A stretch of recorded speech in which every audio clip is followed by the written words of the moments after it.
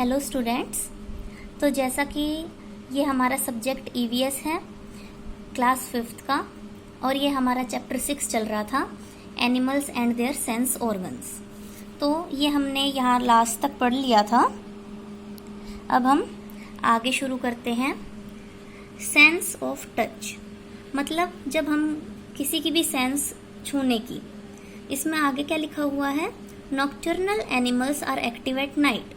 नॉक्टर्नल्स animal कौन से होते हैं? जो रात को ज़्यादा एक्टिव होते हैं, जैसे कि हमारे सांप जैसे एनिमल्स होते हैं, या जो हमारी अदर एनिमल्स होते हैं जो रात को ज़्यादा बोलते हैं, जैसे चमगादड़ होते हैं, वो भी रात को निकलते हैं, तो उनको क्या बोलते हैं? Nocturnal animals.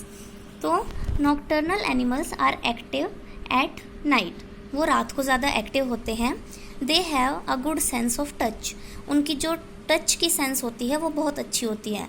मतलब उनको अगर कहीं भी अगर छूते हैं तो उनको तभी पता चल जाता है, उनकी वो सेंस बहुत तेज़ होती है। अब आगे देखिए, elephants are sensitive to vibrations. Vibrations होती है कंपन। जो एलिफेंट्स होते हैं वो कंपन को बहुत जल्दी पकड़ लेते हैं।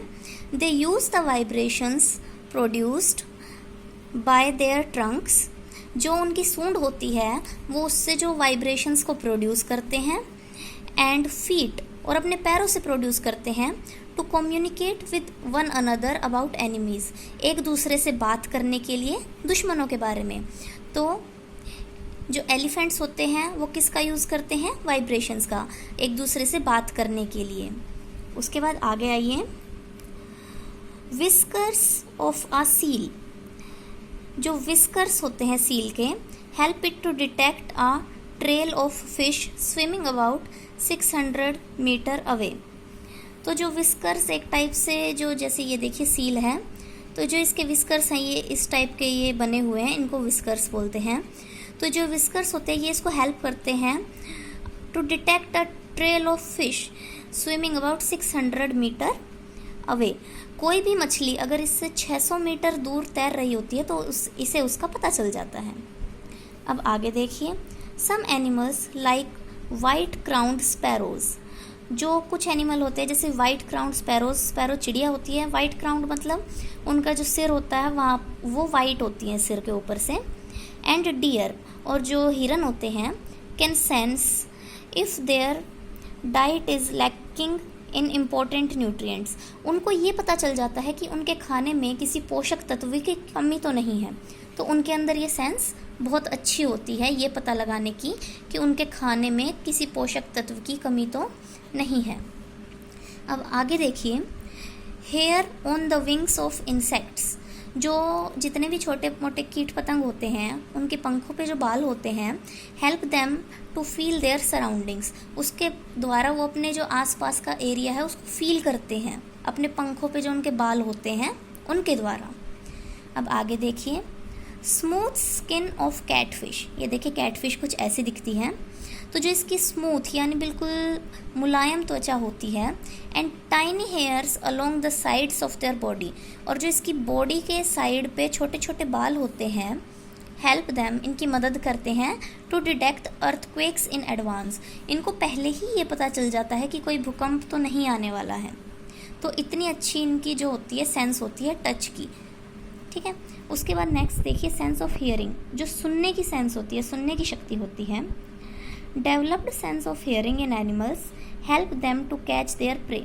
जो ये सुनने वाली सेंस होती है एनिमल्स की मदद करती है टू कैच देयर प्रे, अपने शिकार को पकड़ने में, and protect themselves from predators, और खुद को शिकारियों से बचाने में।